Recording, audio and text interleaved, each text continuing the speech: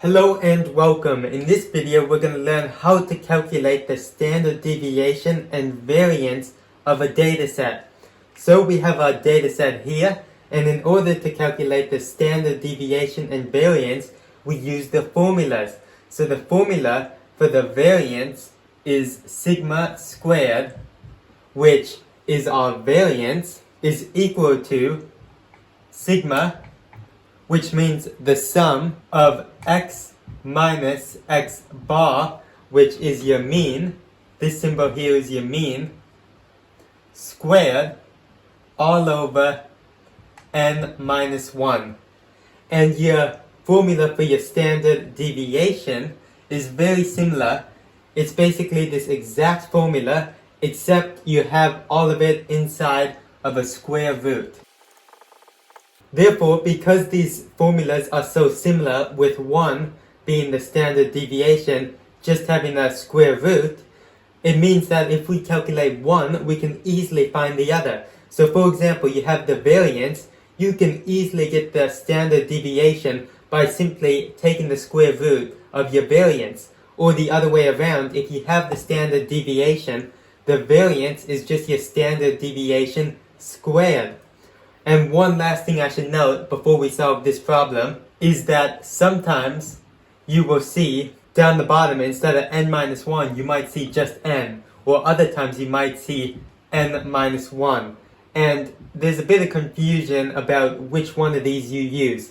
Basically, if you're calculating the variance or the standard deviation of a population, you always use n down the bottom of these formulas. However, if you're calculating the variance or standard deviation of a sample, always use n minus 1. So in this case, we're calculating the variance and standard deviation of a sample, so we have n minus 1 down the bottom of these formulas. Now, as for these formulas, we know that this is sigma, so it means we're finding the sum of everything in this formula for all of these data points. This here is your mean. So x with the bar on top is equal to your mean. And we find our mean by adding all of our data points up and dividing it by the number of data points, which I have done here, and in this case that is 58.71 to 2 decimal places.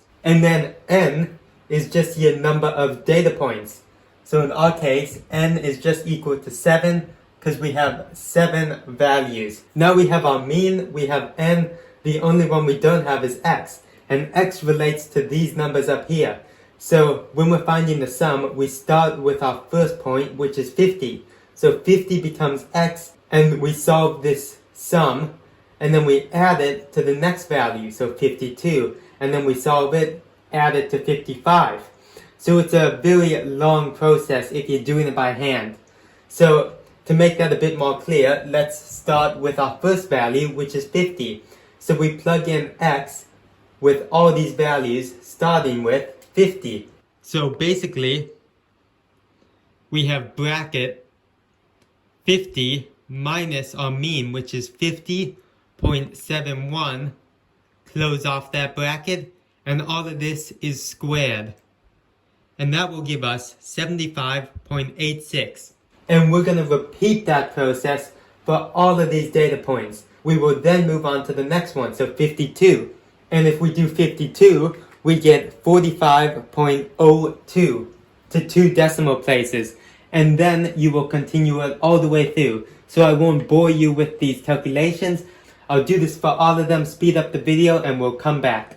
So I have now got all of these into this formula, and that gives us this calculation here. So now we just add all these up, we can use a calculator, and that will give us the top part of our fraction, which will be 317.43. And then on the bottom of the fraction, we have n minus 1. Remember, n is 7 because it's the amount of data points we have. Subtract 1 from it and we get 6. So this is our variance. It's in fraction form. If we use a calculator, we can get it into decimal form. And as you can see here, that will give us 52.91 to 2 decimal places. So we have now calculated our variance. And now we can very easily get our standard deviation, because as I said earlier, if you have one, it's very easy to get the other.